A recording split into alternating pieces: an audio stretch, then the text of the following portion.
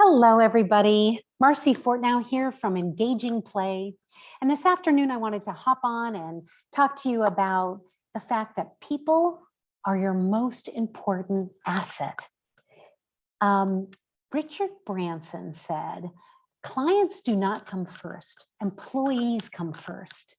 If you take care of your employees, they will take care of your clients. See, when it comes to your company's most valuable asset, a lot of areas can come to mind, right? Research and development, your sales team, marketing, even your building might be considered a really important asset. But honestly, it doesn't even come close to the most valuable asset, which is your people. And I feel really strongly about this, right? It's about your team. It's about your people. If you truly believe that they are the most important part of your business, then what are you doing about that? Now, when people say, my employees are my most important asset in my company, you know, it might sound trite, right? Because it's given a lot of lip service, but not necessarily a lot of action. So how do you really live that value, that people are your most important asset? I know it's possible. I've met some really amazing leaders who absolutely put money where their mouth is. Now, if this sounds like something that resonates, I would love to hear your story. So leave a message in the comments below. And if this is something that challenges you, I'll let you know how to connect with me at the end. So I was speaking yesterday to a leader about his strategic initiative. His name is John, and he's less concerned about what the strategic plan says than he is about the buy-in and the involvement of the people of his organization. He had heard that a previous strategic plan that came out about 5 years ago had not involved anyone that was affected by it. And it, in fact, had become a source of anger and resentment from the employees. People were annoyed by the previous plan, not because what it said or what it asked of people in the organization, but because they were not involved. So our work together will be rolling out a plan that has an opportunity for input, for suggestions, and even criticism. We'll develop a plan that gives everyone a chance to engage with it. Everyone can understand it and adopt it. John has a fantastic philosophy about his success. He thinks that his success is about hiring good people, about being there as a resource and letting them do their job. He believes that giving his direct reports a voice and allowing them to input and be heard and letting them get a job well done is his role. He feels his job as their manager is to lead the way, to shine a light on the direction and give them the resources they need to get there and to support them. Here's a leader I see taking action to support and uplift his people, and he believes that they are his most important asset.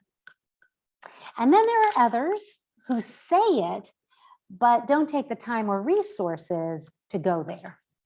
So I'll tell you another story about someone I know. Her name is Carrie, and she's a team leader and a scientist for a company that develops pharmaceuticals. And her CEO would tell her employees that they were super important to the health and welfare of the company and their clients, but that is not how she felt. I will give you just one example, but trust me, Carrie was made to feel unimportant daily. And that environment was very toxic every single day and in lots of ways. So one day, Carrie went into work expecting a team building afternoon. The staff was really looking forward to having some fun together because they've been working hard to get a new product released. So Carrie was at her desk when her boss came in and handed her a bunch of cleaning supplies, a mop, a duster, some solution, and she tells her to tell her people that they will be having an office cleaning party. Yep, an office cleaning party. Woohoo! And there were snacks and beverages. But the team was expected to clean their offices. And this was actually passed off as a fun team building event. When she told me this, I was horrified. They actually made it a quarterly event and bought everyone aprons for the occasion. Now, I have to tell you, I recently checked on Carrie's LinkedIn page, and she no longer works there. Not a big surprise. So, what's the difference between these two leaders? How are they putting their people first? How are they making them their most valuable asset? Number one, it's taking the time to talk to their reports and finding out what their issues are and what they need. It's being willing to address their issues head on, even when it's uncomfortable. It's about letting your people know that they're part of the process, even when it's faster or easier to just do it yourself and get it done. It's about taking time. It's about investing. It's about putting them first and letting them know that they are valued. Employees are your most important resource shouldn't be just words on your website or the ones you speak out from time to time. They should have meaning. If people really are your greatest asset, why not spend some time and resources to let them know it? Make the investment to bring their skills and value forward. Do something to prove it. If you're wondering what you could do to really put your people first and make sure they know it, please reach out.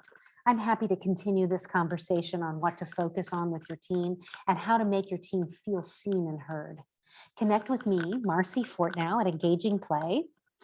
You can connect in the comments below or at engagingplay.com. Thank you so much for spending a few minutes with me, and I'll see you next time. And remember, we're all connected.